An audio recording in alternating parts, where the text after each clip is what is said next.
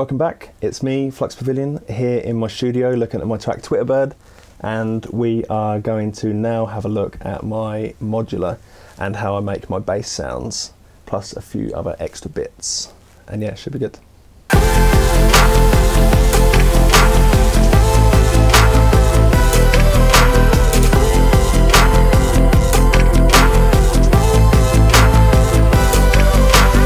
So next we have the Prophet, which is this keyboard in front of me, and yeah, I'd say it gets the most use out of everything in the room. That's kind of why I have it in front of me. It just is, it's my soul synth. I just really love the way that it sounds, and there's a few instances of it in this track. It's mostly background stuff, really. Again, same with the guitar.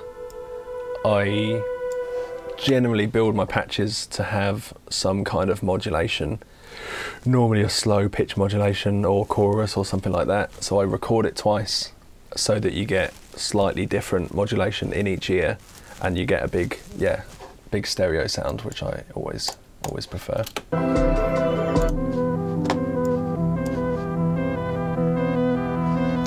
The way I tend to do stuff once I've realised the composition and written the song, I tend to create MIDI channels, which I've actually deleted since, but and then send.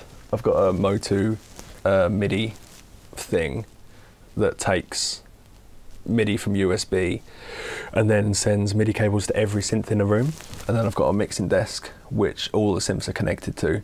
So all I have to do is send a MIDI channel into the Motu box, and it's then replayed on every synth. So I'll go to the mixer, solo the Prophet, and there you go. You can pick your patches and start messing around with it, which I have found a very fun way of working. It just has completely streamlined the process for me, so I can have access to all of my synths at once, which is pretty fun.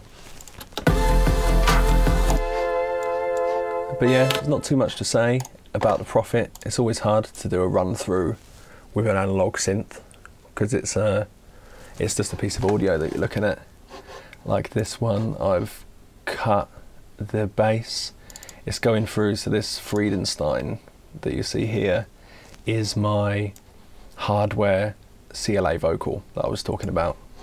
So this is going through that, so we can widen it up. Put some delay on it.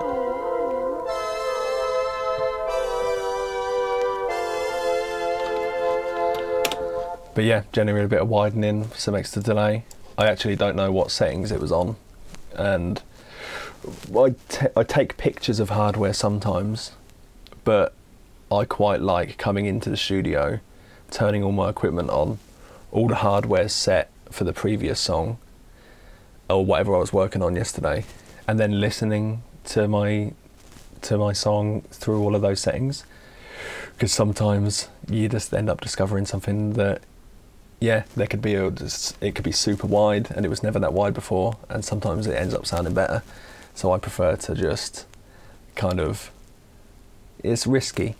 If I find a sound that I love, I'll note it down, but I generally I love a bit of chaos, really, and just kind of floating through the studio, not really noting anything down, not really knowing what I'm doing, but just trying to capture a bit of chaos. I find the best music comes out of that.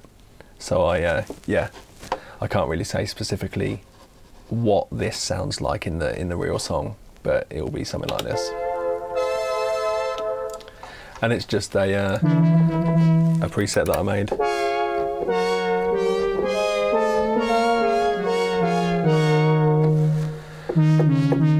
Which is it's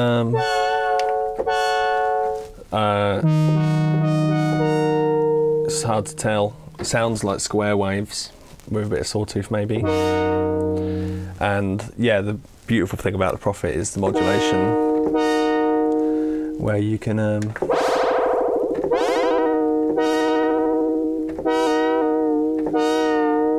get that real nice kind of loose. It's also got something called slop as well, which if I turn the modulation off, it basically acts as if the circuit is, I don't know if it's warming up, but like detuning effectively, but it's like an analog detune. So I normally have a bit of that, and then put it through some reverb and FL2, which is an effect. I don't actually know what it is. If you've got a Prophet 6 or have access to the manual, then look at FL2, and that's the one that I use a lot. I think it's a chorus. It's hard to tell, whatever that is. But yeah, that was the first sound that I ever made on the Prophet, and is still my favourite one to use. It's kind of the reason I bought it, because it's just really pretty. And used it in this song, and it's all over the album. If you listen to the album from start to finish, you'll hear that sound a lot.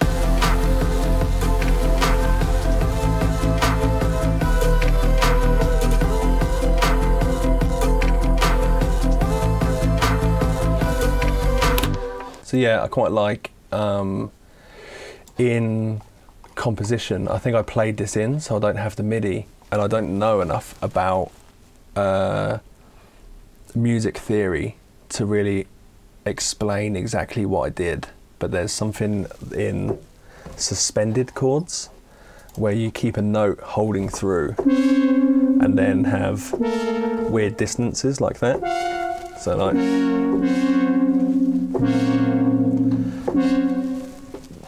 having a suspended note through the chords so that a note that stays the same is a compositional trick that I use a lot, and I wish I knew technically what I was doing so I could explain it, because it's a thing that my kind of keyboard playing is basically jamming my keys down, laying my hands down, and just stumbling across notes, and then eventually I've kind of worked out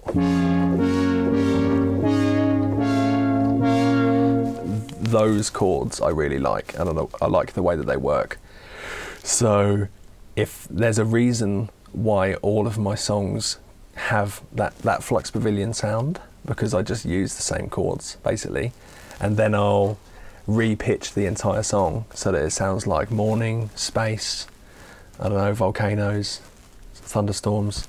Just use the key that it's in to dictate the vibe. But generally I kind of write everything around there and use mostly the black keys because it's easier to play.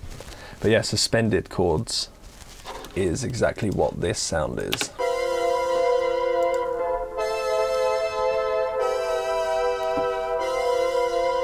That kind of like slightly spicy thing, and it's really ace. Big fan. So yeah, that's my Prophet. Now on to my bass. So most of this song is actually is all analog, and including the bass, which is becoming less and less unique for me the more sort of gear that I've picked up, but it's still quite odd. I do love soft synths, exploring. I don't like a soft synth that's a recreation of an analog synth, because it just kind of feels a bit pointless unless you've got no cache or you can't find a Buchla easel or something like that. Like, there's so many reasons to get them. But if I was to, like, if I can't get a Jupiter 8, I probably would get the Behringer JP8 or whatever it is called, because I think it's just more fun to play with something in real life. But that being said, I only really started picking up gear about 2.5 years ago. I've been in the box my entire career. So that's not to say that you have to be hardware. I don't really believe that you have to do anything. I think a set of ears and just anything, tin whistle and a microphone, and you can probably make something that's pretty beautiful. I don't think you don't need all of this stuff. But for me personally, I've just found that I wasn't getting a very human reaction with software synthesizers. I couldn't really make something sound real to me, and it's not necessarily sound real but feel real, like it's been created by a human. I like electronic music for its broadness, how you can create sonically sounds that no human has ever heard before, but also the ability to impart emotion into these, like these soulless sounds can be so emotive and so beautiful, and that is kind of what I wanted to explore more, and I found I could get more out of electronic music if I could touch it and feel it and kind of understand what's happening a bit better, which is why I've personally bought a bunch of analog stuff, is to understand the process and really get to know what kind of emotional change and context you can create with an envelope. I know it sounds like pretty grand to think of an envelope as an emotional thing, but music is emotional, and I think there's so much that can be derived and taken from electronic music that I found exploring that is easier with my hands. So this track is mostly analog, which is yeah, it's quite cool. And the bass is done on the Mini Moog Model D, which is behind me, and it's a really simple sound. Just a really classic sawtooth plod, and what I've done is I've put it through a Saturn and taken all the low end out and highlighted with a bit of drive, like most of the top sort of, yeah, from mid-range, from 124 Hertz specifically, and highlighted that aspect of the sound, and then just like as a crossover basically I took a duplicate of the sound and used the Saturn to do the exact opposite with, yeah, the same frequency, boost the low end and take the highs out to get sub. And I like doing crossover, so when you've got a piece of audio that you need to like mess around with, it's hard to get, it's near enough impossible without saturators and stuff to get frequencies that aren't there. When you use an EQ to boost the low end, you're just boosting what's already there, but with drive and saturation you're adding in new frequencies basically. That's my general, like, quite simple understanding of it, that by distorting something you're adding overtones and harmonics, and that enables you to get a sound of something that didn't previously exist. So I like to do that with my bass, especially with a piece of audio that I can't, once I've recorded it, I can't really adjust it anymore. But with saturation you have the ability to start to carve more more tones out of it. So I looked at this earlier, it's got a Magneto 2 and a tremolator on it, and I don't know what they're doing. It feels like the Magneto 2 is warming it up a bit, pushing it a little bit. The tremolator seems to be doing nothing. It's a transient thing, so it's, yeah, adding tremolo. But yeah, can't remember what I was doing there. It's got a soothe on it as well, which doesn't seem to be doing much either. It's basically the fab filter, the way you're getting most of the sound. So yeah, you can effectively just ignore all that fab filter on it. And there's also another duplicate, which are two versions the same, but these are hard panned. And where I would normally record new versions, it seems quite pointless with my original Moog signal having no modulation. There's nothing new to be gained out of recording doubles, so I basically I doubled it, and there's probably all sorts of phase issues in it, but I never heard them, so it's fine. And really, it's, yeah, simple as that. It's just that really simple Moog sound. The trick is the warmth of the sub from the saturator It's also being sidechained as well by the kick, which helps it to not get too flappy and boomy.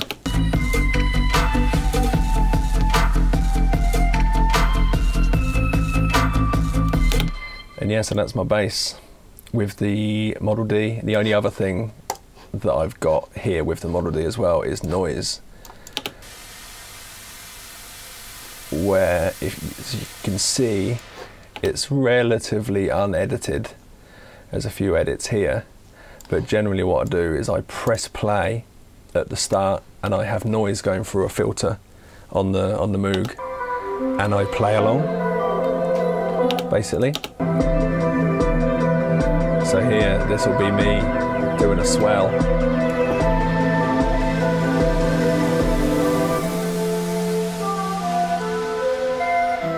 And I just press record. You see, this is, yeah, if you know the Cubase's naming, this is take one. I pretty much just stood up there, did one take, played noise over the whole thing, and more often than not, I just kind of leave it. I want it to be a human performance. So rather than doing loads of automation or using samples and stuff to get all my noise and sweeps, just run it through the Moog. I'll probably work out a slightly more inventive way of doing it on the next album, but this is what I did for every song on .wav, was to just play noise over it. And yeah, I really like it. I really like how it comes out. It just gives the song a movement that you just wouldn't get if you spent all the time programming it in. You have too much control, whereas here I get what I did. I don't want to take a second take. This is what I did. Can do a few edits if I want to, but I'll work with this. I find it way more fun limiting myself to what I've got to work with than just trying to get it perfect. And yeah, it came out quite nice. So the next little lump of my song is the heavy break. It's not a breakdown, but it's not a drop. I don't really know what it is. It's an elation moment of yeah, emotion.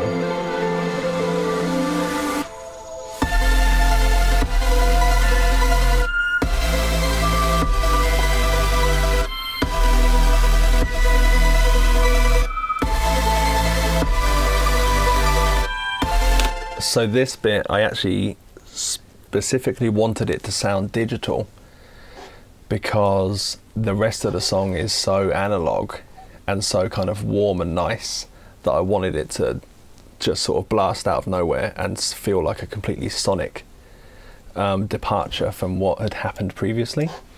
So what we have is a silent doing a very harsh kind of this preset, HOV straight, is the one that I pretty much, I used to really love Silent Fuse it all the time, but I have recently kind of, like I said, stopped using soft synth so much. So I pretty much only go back to it for this sound, because I think that really hands in the air, sort of old happy hardcore type harshness, Silent is really, really good for. And yeah, no real processing, just a bit of EQ. And yeah, this is probably the most wall of soundy kind of part of the song. I've got a massive, pretty simple EQ. And this won't even really be a patch. It's basically just a single sawtooth wave. I imagine there's some dimension expander, which will kind of widen it out a bit. And a super short reverb. There's a thing I like, it doesn't affect this sound that much, but a thing I quite like doing is, actually yeah, it does affect it. Doing a completely minimal size, but fully wet reverb. So super short, where basically it's kind of hardly doing anything, it's just creating an extra little bit of space and body, then have it on completely wet, and you get this kind of, it sort of emulates the sound of a stereo widener without doing the widening. You get this kind of a phasing-ish type sound. I don't quite know how to explain it, but it sounds like that, basically.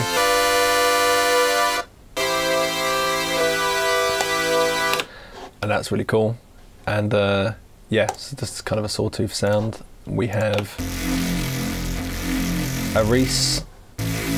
This was actually made by Schism, a dubstep producer, and he came around to my house. We were working on a song called Jump Back, and he said, I've got the exact right sound for this song, and gave me this preset, and I've been using it ever since, basically. I think this is it's very showing of my synthesis versus someone else's.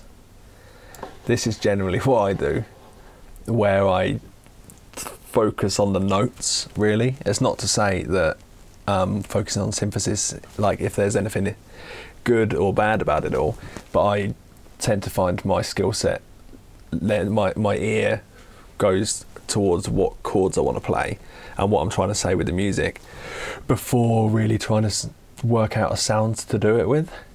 Whereas Schism was kind of the opposite, and he could make an amazing song with one note because of his in-depth synthesis. So yeah, he made this, so I could lie and say that I was look how good I am at massive, but no, I just got that preset from my friend and it sounds nice. And then we've got sub, which is the sine wave, basically. Big sub 3. Doesn't look like it's got anything else to it really. A little bit of tube saturation to do the same thing as I do with Saturn, but other than that it's just yeah, this is what if I don't get a sub from a piece of like my Moog or a synth, and if I don't extrapolate a sub out of that, I tend to just use massive and do this kind of exact patch. It just works really nicely. It's really clean. Yeah, I very much like it. And all of that together has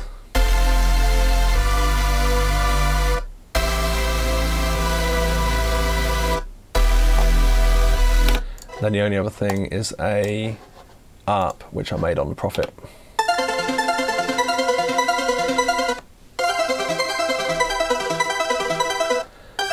And it's got these audio edits out just so that I wanted to try to create close to silence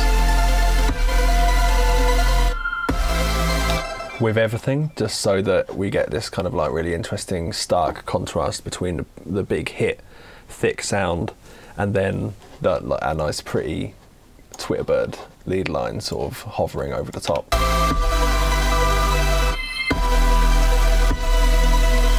And if I was to do this now, because I did this a little while ago before I'd got the Udo Super 6, which you can see behind me, I probably would use that instead of the massive and the silent now, because it's a digital voiced synth going through an analog chain but uses binaural technology, so you get these super wide sounds. It's like it's the widest sawtooth chords that I've ever heard, and anyone that knows me or my sound knows that it's pretty much 80% sawtooth chords and 20% drum samples that I've unprocessed. That's what we've discovered from this project, at least. But yeah, that's that kind of breakdown thing. All pretty simple. It's just kind of the process of layering, getting that I wanted noise, body, like yeah, low, mid, bass, and sub, and yeah, they're all just the nice kind of like melting pot, whatever ingredients that I need to make just a big thick sound. And yeah, I think it's worked out quite nice. So next is this kind of pad thing.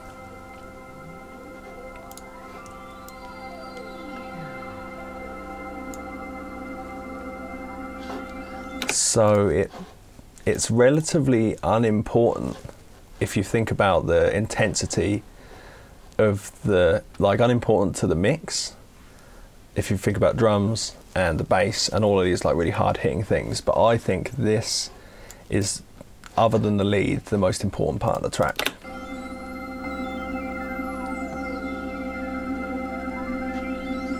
and I made it on my modular. And yeah, I'll show you how I did that in a second. But I think just for the intro to the song, I'm trying to think about why I think it's so important, because I've only just realised now, saying this out loud, that I do believe that.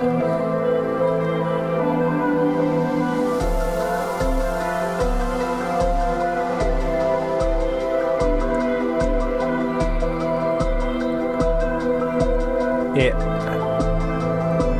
has some kind of character or quality to it that I think actually what I really like about it is the way that it speaks, and the way that I created it. I can sort of hear that in there. So I guess the best way to sort of explain what's cool about it is to show you on my modular. So we're going to go and do that now. So this is my modular, specifically a Eurorack modular, which is probably quite a lot to get into for this video, so I'm not going to bother. And I've tried to make the patch from the song, but it's quite hard to exactly duplicate like what I did. So it's not going to sound the same, but it's going to be roughly the same kind of idea. So I've got this thing, which is a spherical wavetable navigator. And so this has 6 oscillators, and I've tuned them all to make a chord. And you can do all sorts of like fine tuning with the oscillators and stuff to get discordant stuff, and yeah, there's all sorts of interesting things you can do with it. But generally for this patch, it's just like having a nice chord. And the way this works is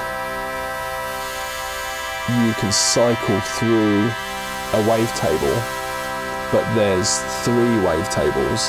So you can cycle through the x-axis or the y-axis, or there's a z-axis which is going back through another 2 wavetables. So they call it the spherical wavetable navigator, because you can move through wavetables in this kind of direction. So that's what this knob does. And what I have going on is the dispersion of where different oscillators, I've got my 6 oscillators, and the places that they are in the wavetable sphere, that's being automated by a thing called sloths, which is a chaotic LFO. It's like an LFO, but it moves in at whatever speed it wants to, basically.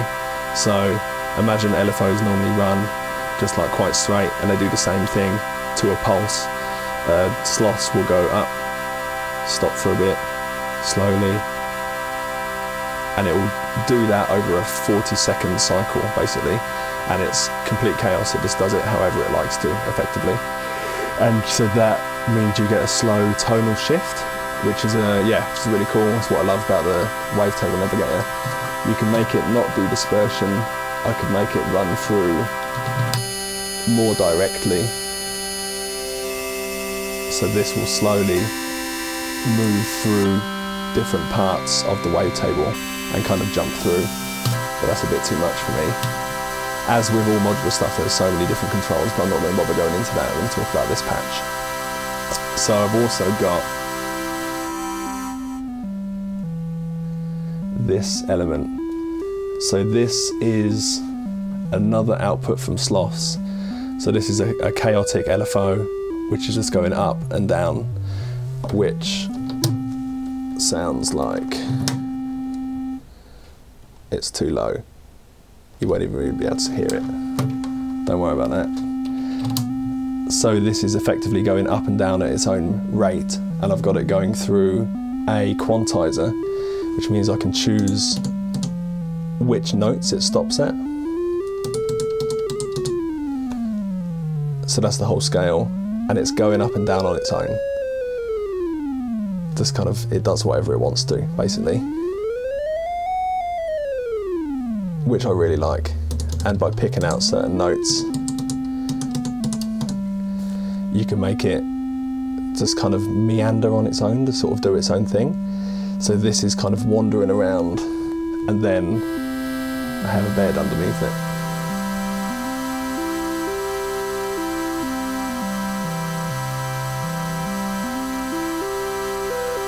And then we have clouds, so all of this is going into a mixer, and then that's going into clouds, which is a texture synthesizer.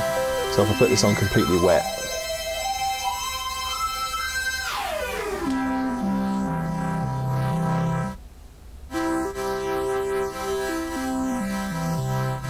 it's basically like a reverb, but it works in a granular fashion, so you can change the density and the texture of the reverb and get quite broken.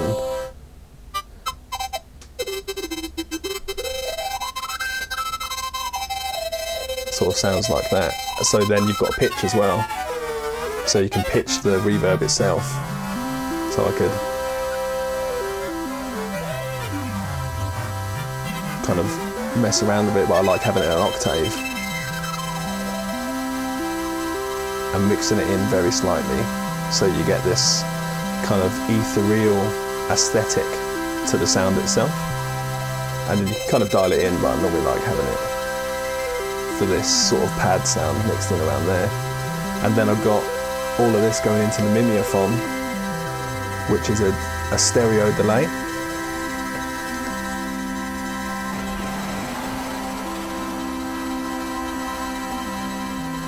And you can change the colour of the delay and how much reverb's on it. So if I was playing along with the song, this is generally how I'd play along.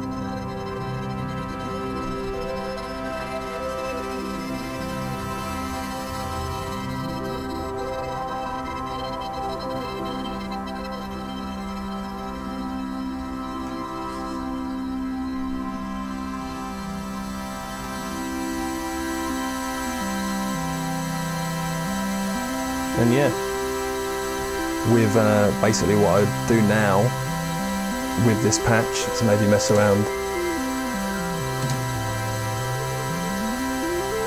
add some extra notes in there, and you can hear the way that the clouds, that octave up, is kind of playing with this lower version, and then you get this quite random, it's like it's playing itself effectively, and then I could kind of I'd just press record and record myself for about 6 or 7 minutes, just playing, letting it evolve.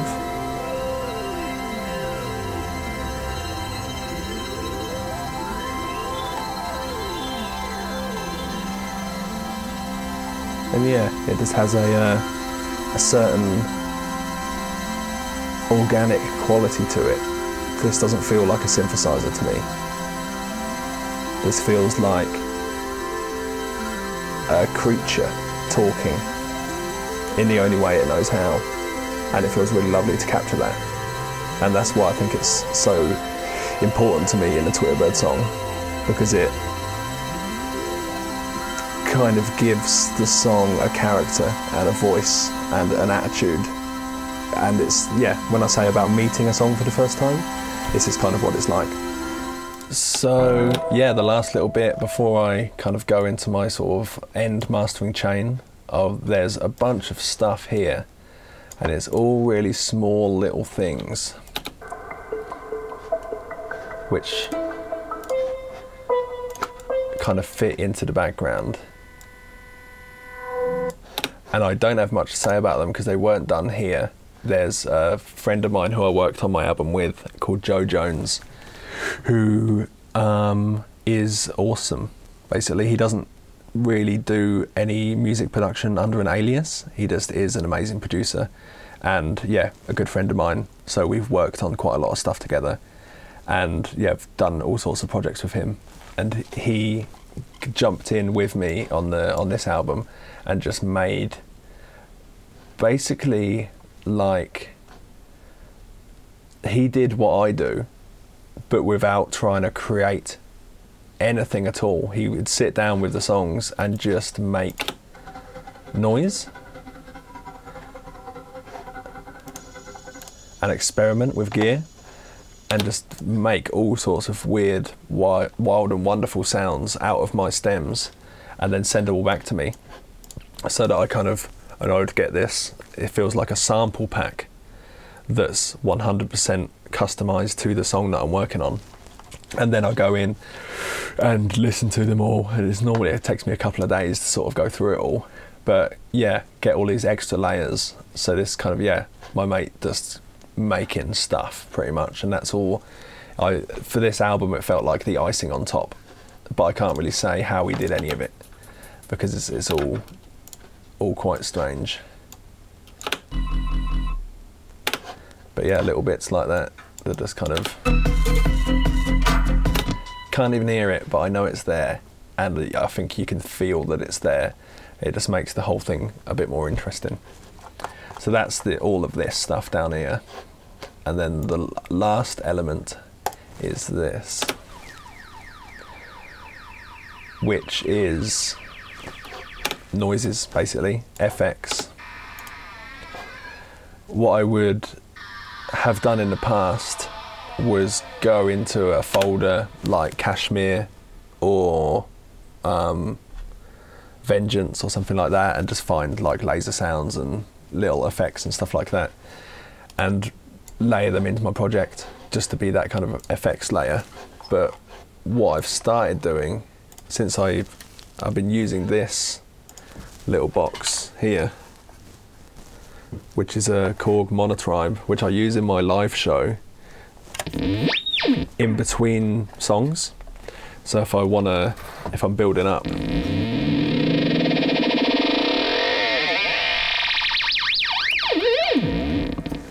and it basically, I treat it like I do the noise, where I just kind of, I play along to the song and then just make whatever comes out.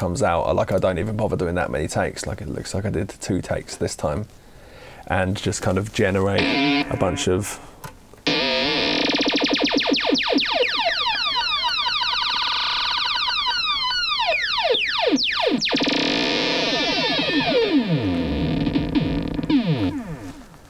would record that and then be like, cool, that sounds nice, how do I use this in my song? And yeah, so that's basically what this is.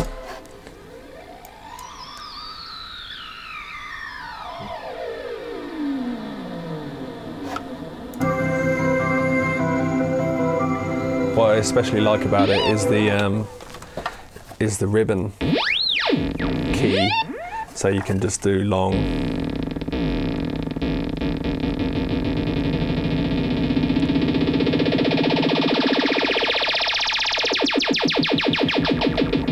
build-ups like that. It's just, to do that on a soft synth with automation, it takes fucking ages, and to do it with a sample pack is no fun, I think.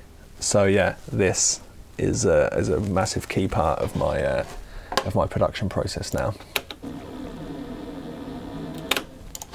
And yeah, sounds cool. I haven't really processed it that much. I've used microshift, which is what I use for widening quite a lot. It looks, I think it's like a Dimension D clone type thing, but yeah, it's like my go-to for widening most of the time if I don't use CLA Vocal. FabFilter Pro R, just to kind of,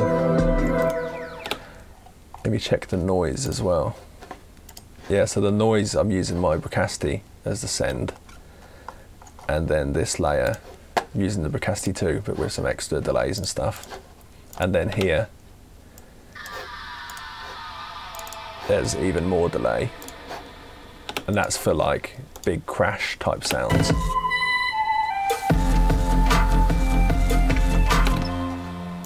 Not like that, like this.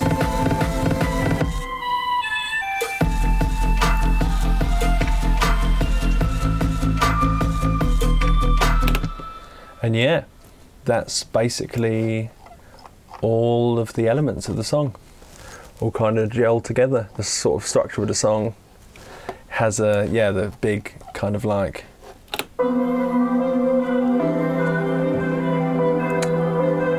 was going to say emotional intro, but it's sort of quite ambient and atmospheric, but I feel like it's really that modular patch that brings that together. And same with this kind of breakdown as well. I think it's the guitars and all the live elements that I feel like this track sort of keeps you guessing. It doesn't really do the same thing twice until the drop, which happens at 4 minutes is the second drop, and then 1.5 minutes is the first one. So in between it just kind of meanders around. And I think a few people that I played this to, when I first started working on it, they were like, where is it? Where is it going? What is it? What is the point of this song? And then now this song is their favorite, because it just, once you get over the conventional idea of like, oh, I've got my build up, got my drop, got my breakdown, got my drop, like there's something about the way that this song meanders around that it feels a bit weird. It just keeps going to new sections and you're not really sure why, but once you get used to it, like I say, the way I wrote it was just by functionally placing guitars in, and then that's just how the song happens to go. So I had to get used to it as well, where I just would come in and be like, I guess that this is what the structure's like then. Do I like it? I don't know. In part, it doesn't even feel like it matters if I like it. It just is what it is. And now I've come to really love it, the way that it just kind of, meanders around, and it seems to just want to do whatever it wants to do, this song, and I think that's really nice. Just to finish up, let's have a little look at my output. So yeah, nothing that interesting to report. I've got a Neve 33609, which is down here to my right, which I have generally just kind of like, it's a mix bus compressor, just tickling the tops and tightening it all up a little bit. And then I've got an Ssl Fusion, which is another thing that you can't see, but that basically has drive, some excitement EQ, and like a stereo width thing on it. I generally use that as my kind of, my finishing pass. I think without going into it too much, if you're interested in the way my tracks sound, especially on the new album, this is pretty much the chain that I use. I don't really use Ozone or anything like that anymore. So if you like it, go look into these pieces of gear, get some digital versions of them, and that's pretty much my sound. And yeah, that's Twitterbird.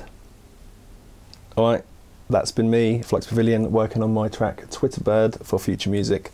And yeah, I hope you enjoyed it and it was enlightening. I really enjoyed it. It's great to go through my process and kind of remember how I do things sometimes.